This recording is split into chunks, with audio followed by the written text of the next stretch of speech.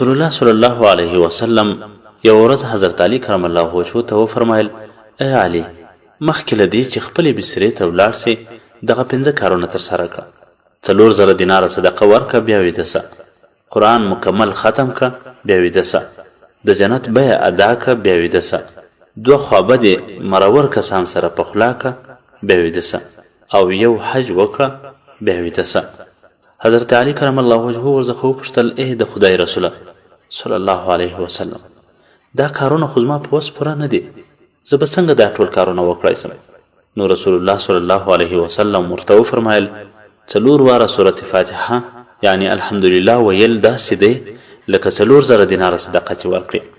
3 واره سورة اخلاص یعنی قل هو الله ویل داسې ده لکه پوره قرآن چې ختم کړي 3 واره په یو بل روایت کې 10 واره درود ویل داسې دی لکه د جنت بیه چې ادا کړي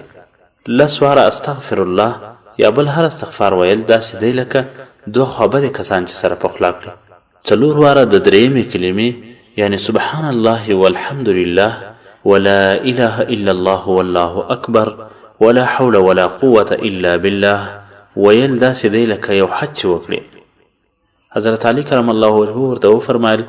ای د الله رسوله زه به هم سر لننه خپل بستر ته د تللو څخه مخکې دا ټول کارونه کوم هو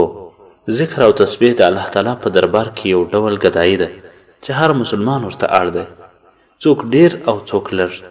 دا چې حضرت علی کرم الله وجهه غوندې یو ثابت قدمه مؤمن به ذکر او تسبیح کول نو موږ او تاسو به څومره ورته اړ یو هیله ده چې د رحمت روانه لسیزه ضایع نه کړو او مسلسل د الله جل جلاله ذکر تسبیحات او ثنا ووایو